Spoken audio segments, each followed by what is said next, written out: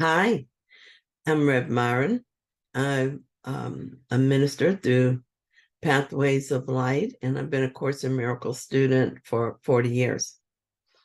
Starting this year, I'm going to be going through the text, reading a paragraph or two, maybe three, asking Jesus to clarify for me, and then I write from that clarity. And that's what I'm sharing with you today. So let's get started. I'm looking at chapter 1, section 3, and we're going to begin with paragraph 3. It's Atonement and Miracles. The forgiven are the means of the atonement. Being filled with spirit, they forgive and return. Those who are released must join in releasing their brothers, for this is the plan of the atonement. Miracles are the way in which the minds that serve the Holy Spirit unite with me for the salvation or release of all of God's creations. There are a number of ways to join Jesus in his plan for atonement, but the first thing, the necessary thing to do, is to forgive. Forgive myself and forgive all others in all circumstances. Though really, I'm always really simply forgiving, and the form doesn't actually matter. For instance, I seem to be forgiving my friend for something she said, but I'm actually forgiving the belief that I could be attacked, that we could be separate from each other, and that we could be separate from God. However it is that I happen to see it at the time, forgiveness is my function. I don't have to be completely healed to be helpful to the atonement. If this were true, then it would be slow going indeed. Even if my mind is only momentarily clear, in that moment, I can perform the miracle and lift my brother up along with myself. An example would be something like this. I see someone's post on Facebook and it's an angry rant. They are in pain. I feel an urge to do something. At this moment, I have a choice. I can listen to the ego voice and try to talk them out of their stance or give my opinion about the subject, or rant right back like that's going to help. Even if I'm using spiritual words, if I am motivated by the desire to be right, I'm not helpful. I have done this, and not only does it not help the other person, but it doesn't help me. I feel like I've just proven I am separate from the other person, and that takes me deeper into the illusion. My second choice is to ask Holy Spirit what to do to be helpful. I might be given something to say, but not necessarily so. Sometimes the urge to help is the Holy Spirit asking me to forgive and let go. I can do this without saying a word or anyone even being aware that I'm doing it. I can ask the Holy Spirit to heal within me that which caused this conflicted thinking in my friend. In other words, it doesn't matter where in the mind error seems to be seen. It is in our shared mind. And so if we are aware of it anywhere, we can heal it. When I see someone in pain of any kind, I can remember that they are mistaken in their thinking. They have forgotten who they are, and if they think they suffer. Even though they believe they are in pain, it can't be real, and it is not their truth, though it may be true for them in that moment. In other words, I can remember the truth for them while they are temporarily unable to do so. These are ways I serve the Holy Spirit. In doing so, I join with Jesus in releasing us all, and I did it without even opening my mouth.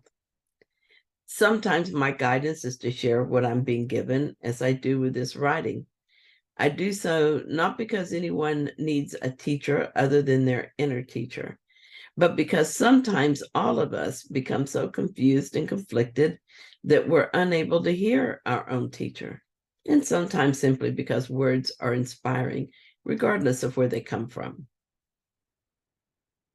But whether I'm writing or speaking, when I am allowing the Holy Spirit to use me, I'm always the first student. That's the beauty of teaching. I'm always teaching what I most need to learn. Just as I'm always my first student when I teach, when I forgive, I'm always forgiving myself first. If I am in an attitude of being led, the Holy Spirit will use me, and this allows my actions to be part of the atonement. And on paragraph 4, here's what it says.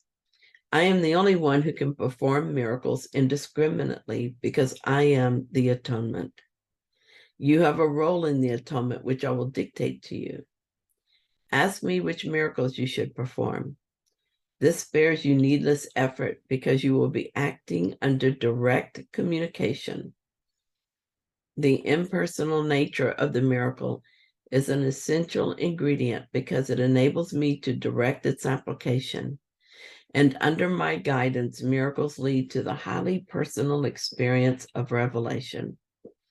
A guide does not control because he does not, let me repeat that. A guide does not control, but he does direct, leaving it up to you to follow. Lead us not in temptation means recognize your errors and choose to abandon them by following my guidance. There was a time when I resisted the idea of surrender. I wanted to be in charge. I wanted to make decisions that govern my life. I even wanted to make decisions about how I would do my part in the atonement. The ego mind thinks the right to decide how to navigate this illusion was a great gift. What I'm learning is that taking a role I'm unable to fulfill is not a gift, it's suffering. How could I even begin to know where the miracle can be most effectively applied to lead each of us home? I cannot, but Jesus can. So he knows where a miracle would shorten the need for time and how the miracle would link with another. While I think I'm here in this story, I see only this little bit I call my life, and that only partly. How would I know what is needed? That is Jesus's job. When I think I need to make these decisions on my own, I'm not hurting the plan, but I am keeping ego alive in my mind. So what I do is to begin my day by asking Jesus what miracles he would have me perform today. This puts me in the proper frame of mind and opens me to guidance. Accepting the atonement for myself is my only function, and the miracle will always be some form of forgiveness and the extension of love. What do you want me to forgive today, Jesus? How can I experience and express love? I'm ready to stop wasting my time trying to control this life and allow you to use this life to end time and to bring me home. Thank you so much for joining me in this reading. If you found it helpful, then please like it. And if you haven't already, please subscribe. And I'll be back tomorrow with another reading. See you then.